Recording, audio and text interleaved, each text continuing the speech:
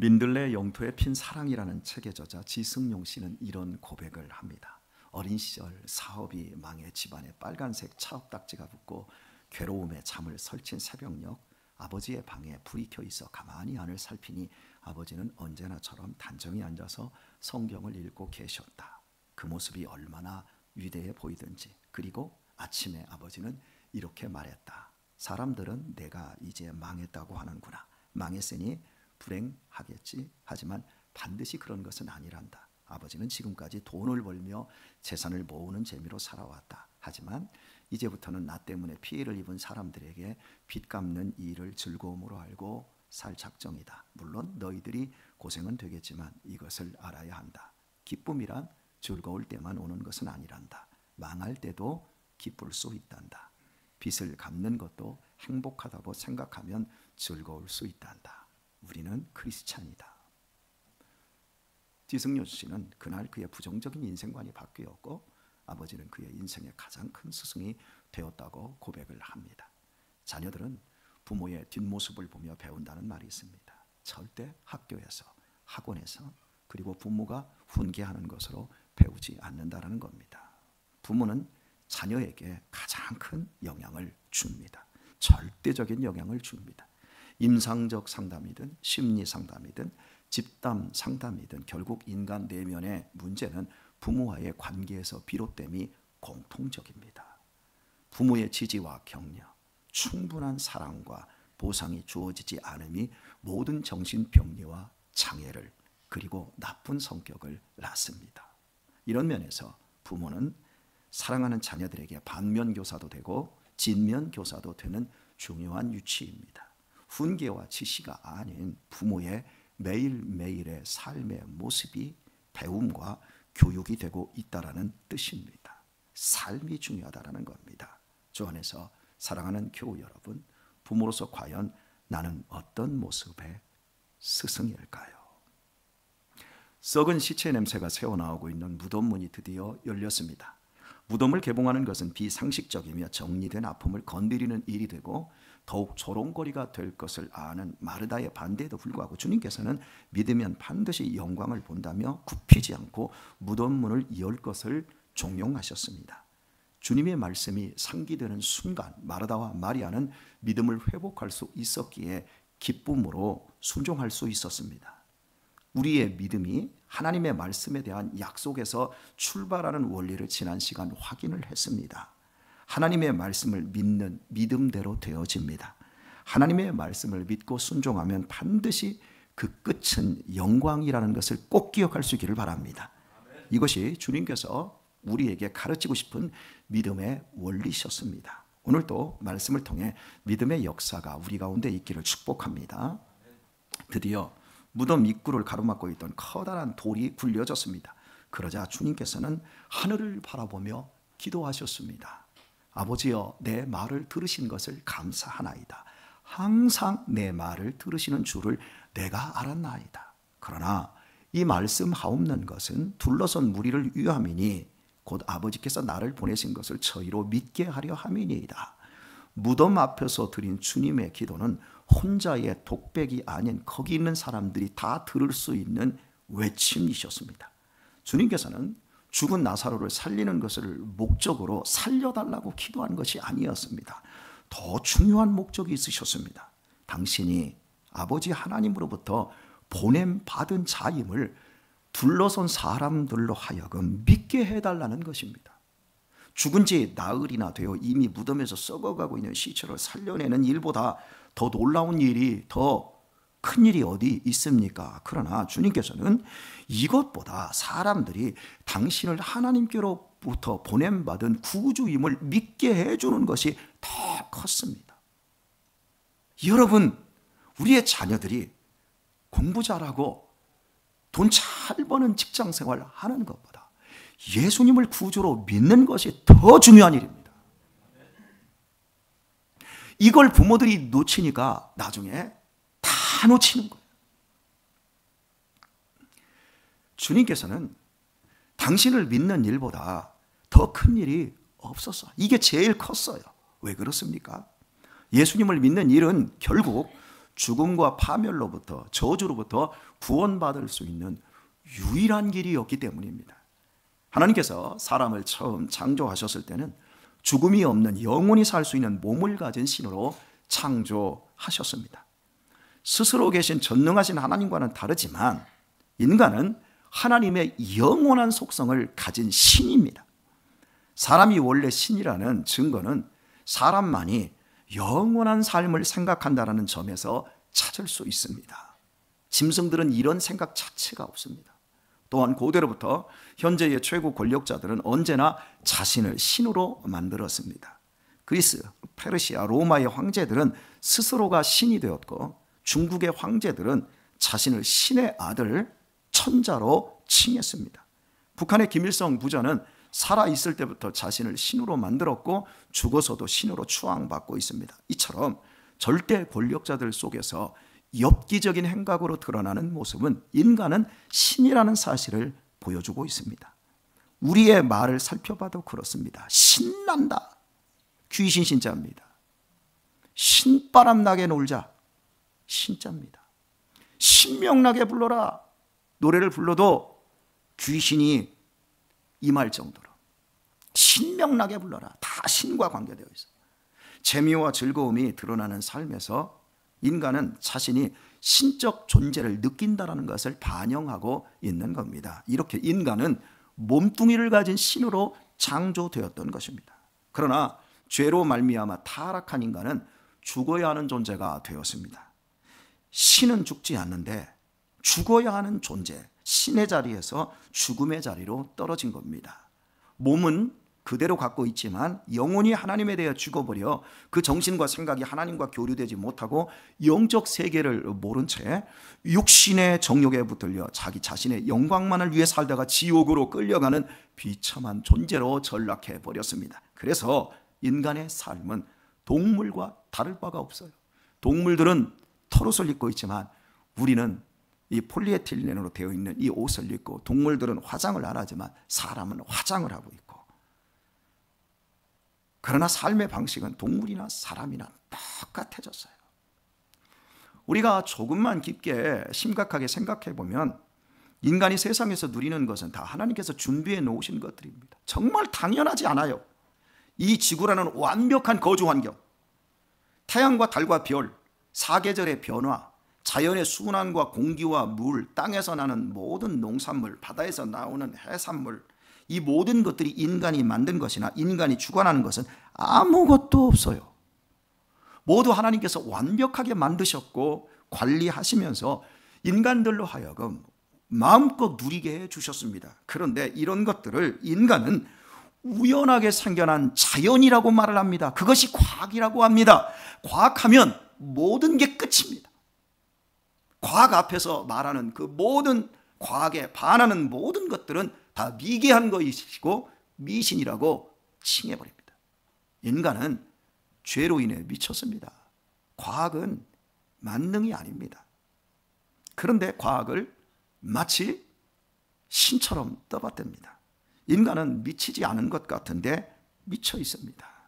다 미쳐서 너도 나도 미쳐 있으니까 미친 줄을 모르는 겁니다.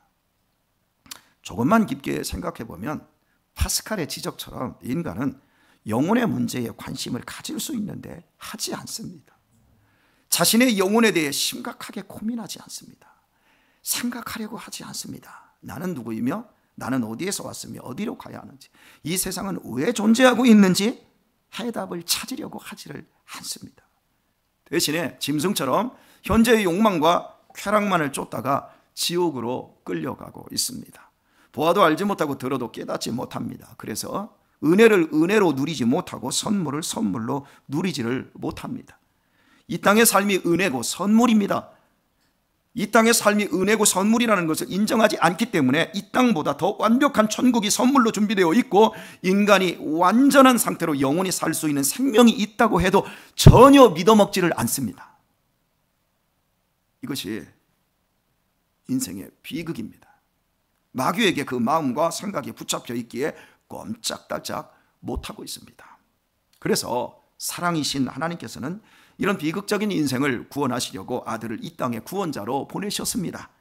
듣도 보도 못한 영적 세계를 말씀해 주시고 엄청난 기적을 행하시며 당신이 우리를 구조하러 왔음을 증명해 보이셨습니다.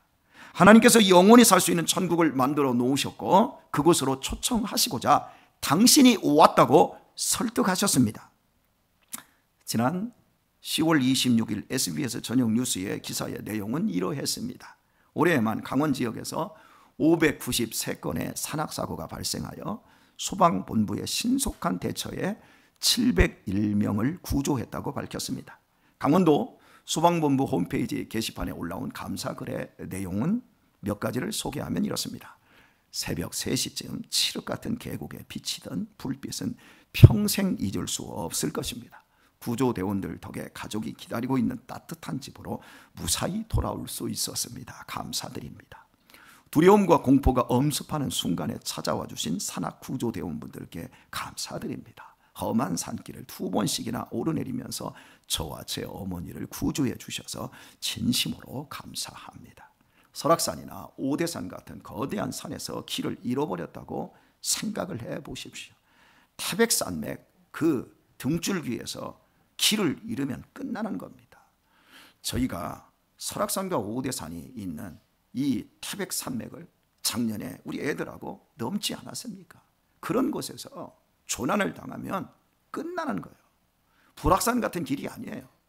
큰 산은 길이 아닌 곳으로 잘못 내려가면 계곡에 더 갇혀버리게 되고 결국은 탈진과 저체온으로 죽습니다. 내려가는 길을 만나지 못한 채 벼랑 사이에게 갇힙니다. 비가 내리고 어둠이 몰려오고 허기가 집니다. 아무리 소리를 지르고 아우성을 쳐도 소용이 없습니다.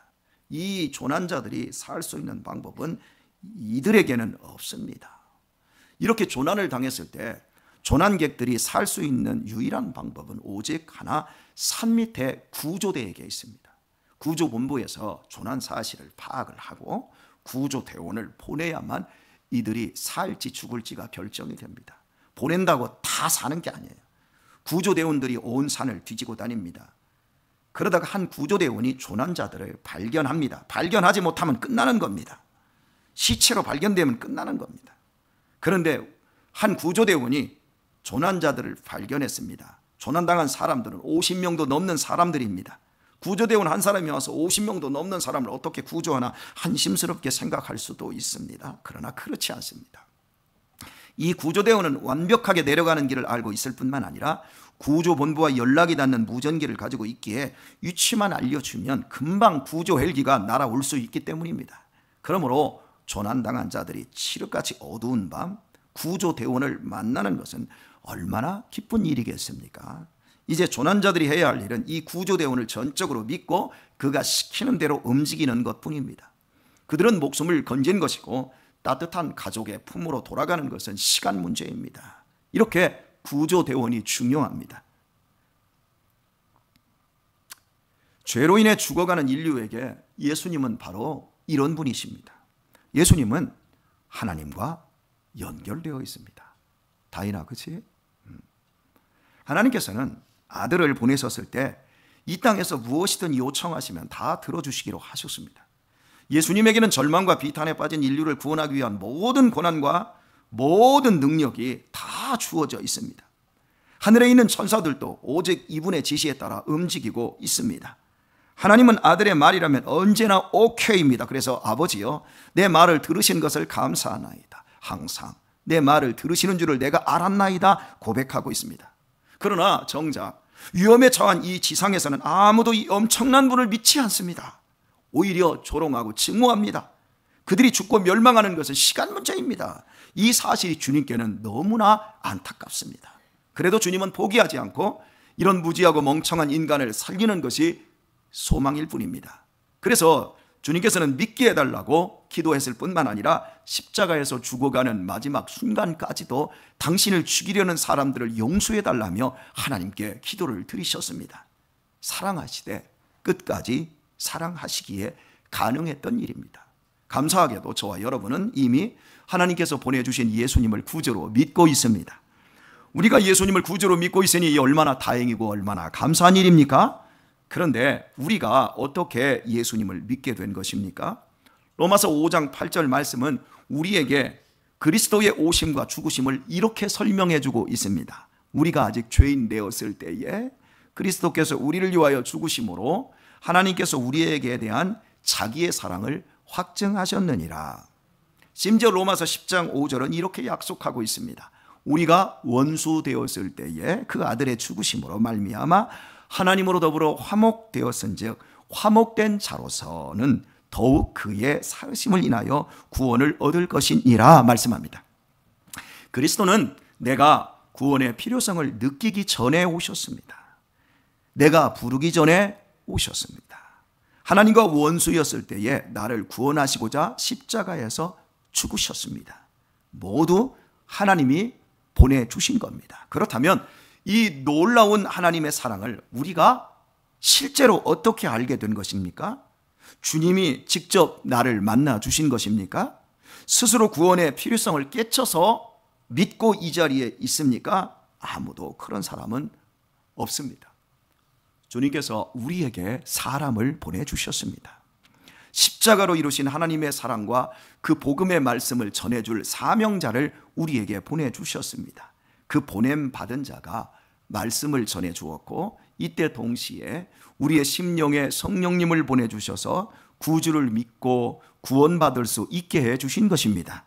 우리 모두에게 하나님의 선택받은 은혜가 임했기에 오늘 우리는 여기에 있는 것입니다. 하나님께서는 지금도 당신의 택한 영혼을 구원하시기 위해 당신의 사명을 감당할 종들을 보내주고 계십니다.